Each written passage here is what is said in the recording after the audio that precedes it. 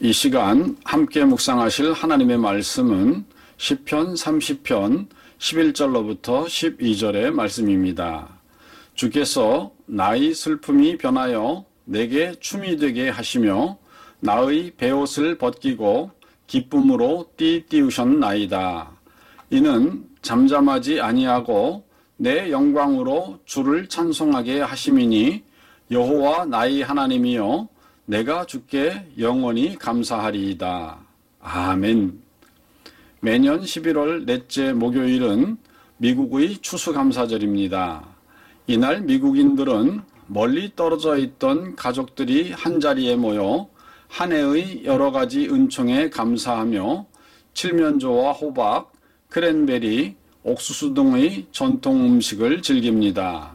추수감사절은 유럽에서 건너와 미국 동북부 플리머스에 정착한 백인 이주민들과 이 지역 원주민인 완파노아그 부족이 1621년 함께한 축제를 본떠 계승된 것으로 알려져 있습니다. 필그림으로 불리던 뉴 잉글랜드 정착민들은 그 후 정기적으로 추수감사절을 지내며 한 해의 수확, 전쟁의 승리, 가뭄의 해소 등 여러 가지에 대해 하나님께 감사를 드렸습니다. 그런 추수감사절을 연방 법정 공휴일로 제정하고 남북 화해의 매개체가 되게 한 공로자는 19세기 저명한 미국 여류작가 세라 조세파 헤일이었습니다. 헤일은 시인이자 소설가이었으며 최초의 잡지사 여성 편집인이었고 그 시대 여성의 의식을 크게 바꾼 선각자였습니다.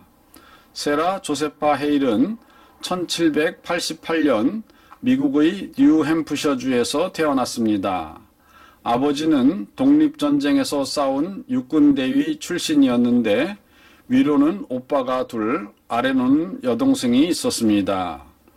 세라의 부모님은 남녀가 똑같이 교육을 받아야 한다고 믿는 분들이어서 딸들에게도 열심히 공부를 가르쳤습니다. 그리고 세라는 그녀가 살던 지역에서 교사가 되었습니다. 1813년 세라는 25살에 데이비드 헤일이라는 변호사와 2년 후 결혼식을 올렸으며 5남매를 두었습니다. 하지만 불행히도 남편은 1822년 그녀의 나이 34살 때 세상을 떠났습니다. 세라는 그 슬픔을 간직하기 위해 일생 동안 검은 옷만 입었습니다. 세라 헤일은 1823년 35살 때 첫 시집을 출간하였고 4년 후인 39살 때에는 첫 소설을 출간하여 여류 소설가의 한 사람으로 떠올랐습니다.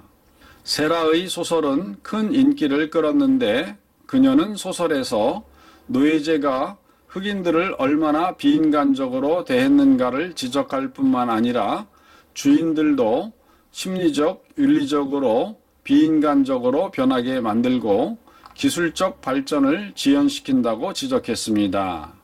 이때 당시 보스턴에서 레이디스 매거진이라는 잡지를 발행하던 존 블레이크는 세라의 소설을 보고 감탄하여 그녀에게 그 잡지의 편집을 맡아달라고 요청하여 세라는 8년 동안 이 회사에서 일했습니다. 세라 헤일은 이때 유명한 미국 동요 메리에게는 작은 양이 있어요. 메리 헤더 리틀 램을 발표하였습니다. 이 노래는 매우 유명하여 여러 해 뒤인 1877년 토머스 에디슨은 자신이 발명한 축음기에 처음 자신의 목소리로 메리의 양을 녹음하기도 했을 정도입니다. 한편 필라델피아의 출판업자 루이스 인고디는 세라 헤일에게 자신의 잡지 고디스 레이디스 북의 편집을 맡아주기를 요청하였고 세라가 일하던 레이디스 매거진을 매입하여 합병하고 잡지 이름을 아메리칸 레이디스 매거진으로 바꾸었습니다. 세라는 49살인 1837년부터 40년 동안 아메리칸 레이디스 매거진 편집을 맡으면서 그 잡지를 미국에서 가장 영향력 있고 가장 많이 읽히는 잡지로 탈바꿈시켰습니다. 정기 구독자 수는 남부와 북부에 모두 15만 명이 넘었고 잡지와 세라 헤일은 미국인들의 삶에 가장 폭넓게 영향을 준 존재가 되었습니다. 이렇게 세라 헤일이 편집인으로 있는 동안 수많은 유명 여류 시인들이 이 잡지에 시와 산문을 발표하였는데 주홍 글씨의 나다네엘 호손, 올리버 홈즈, 워싱턴 어빙 등 당대를 주름잡던 문인들도 이 잡지에 글을 실었습니다. 세라 헤일은 추수감사절을 국가의 법정 공휴일로 제정토록 하는데 가장 큰 기여를 한 여성이었습니다. 세라 헤일이 활동하던 시기 추수감사절은 주로 뉴 잉글랜드 지방에서만 인기였습니다. 참고로 뉴 잉글랜드는 미국 뉴욕주를 포함한 동북부의 6개 주입니다. 이들 각 주는 나름대로 휴일을 정해 추수감사절로 삼았는데 어떤 주는 10월에 어떤 주는 심지어 1월에 추수감사절을 갖기도 하였습니다. 그런가 하면 미국 남부에서는 그런 명절이 있는지조차 모르는 사람들도 있었습니다. 세라 헤일의 연방공휴일 지정운동은 그녀의 나이 58살인 1846년에 시작돼 17년 동안이나 계속됐습니다. 세라 헤일은 테일러 대통령, 필모어 대통령, 피어스 대통령, 뷰캐넌 대통령, 그리고 링컨 대통령에 이르기까지 줄기차게 서신을 보내 추수감사절을 법적 연방공휴일로 선포할 것을 요청했습니다. 처음에 세라의 편지들은 대통령들을 설득하는 데 실패하였지만 링컨 대통령에게 보낸 편지는 효과가 있었습니다. 링컨 대통령은 당시 남북전쟁 중이었는데도 1863년 대통령은 추수감사절을 공휴일로 제정하는 입법안을 받아들였습니다. 이 새로운 공휴일은 남북전쟁이 끝난 후의 혼란한 시기에 국가 단합의 날로 여겨졌는데 추수감사절 전에는 연방공휴일이 조지 워싱턴 탄생일과 독립기념일 단 이틀 뿐이었습니다. 링컨 다음의 대통령들은 해마다 11월의 마지막 목요일을 추수감사절 공휴일로 선포하였고 1941년 미 의회는 11월 넷째 주 목요일을 고정적인 법정 공휴일로 한다는 결의안을 통과시켜 이로써 대부분의 미국민들은 직장과 학교에서 벗어나 나흘간의 연휴를 즐기게 되었습니다. 그리고 세라 헤일은 추수감사절의 어머니라는 별명을 얻었습니다. 세라 헤일은 1877년 89살 때 고디스 레이디스북에서 은퇴하였고 2년 뒤 1879년 91세의 나이로 필라델피아 자택에서 세상을 떠났습니다. 그렇습니다. 감사는 은혜를 받은 자가 마땅히 드려야 할 마음과 입술의 제사입니다. 하지만 타락한 우리 인생은 감사보다는 원망이 더 빠릅니다. 그것은 이스라엘 백성들이 광야 40년 동안을 살면서 수없이 하나님을 원망한 것을 보면 잘 알 수가 있습니다.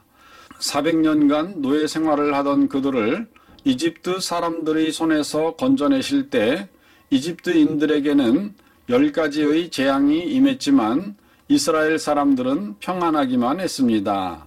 출애굽기 11장 7절 그러나 이스라엘 자손에게는 사람에게나 짐승에게나 개도 그 혀를 움직이지 않으리니 여호와가 애굽 사람과 이스라엘 사이에 구별하는 줄을 너희가 알리라 하셨나니 아멘 라고 하였습니다. 또한 출애굽할 때 이집트의 정예부대는 홍해에 모두 빠져 죽었지만 이스라엘 사람들은 한 사람도 해를 받지 않았습니다. 이 큰 구원을 받았음에도 이스라엘 백성들의 원망과 불평은 그칠 줄을 몰랐습니다. 이러한 우리의 연약한 본성을 위해 우리는 의도적으로라도 감사를 연습해야만 하고 감사의 시간을 가져야만 합니다. 그러면 추수감사절의 어머니로 불리는 세라 헤일은 감사절 제정에 성공함으로써 미국에 큰 하나님의 축복을 가져오는 통로를 열었습니다. 오늘 우리도 이처럼 우리 자신과 가정이 그리고 나라가 하나님께 감사하는 자리에 나아가는 일을 위해 힘쓰는 성도가 되시기를 주님의 이름으로 축원드립니다. 다 같이 기도하시겠습니다. 사랑하는 하나님 아버지, 감사는 우리 인생이 하나님께 마땅히 드려야 될 제사임에도 불구하고 우리는 감사 대신 원망과 불평으로 하나님을 대할 때가 많이 있습니다. 사랑하는 하나님 아버지, 저희의 마음에 성령을 통하여 감사의 깨달음을 주시옵소서. 그래서 매 순간마다 하나님께 감사함을 생활화할 수 있는 저희들이 될 수 있도록 인도하여 주시옵소서.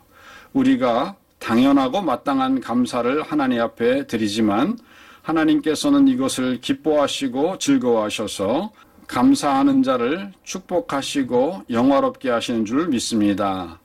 이렇게 하나님께 감사하고 또한 복을 받는 일을 통하여서 우리의 신앙이 더욱더 깊어질 수 있도록 인도하여 주시옵소서.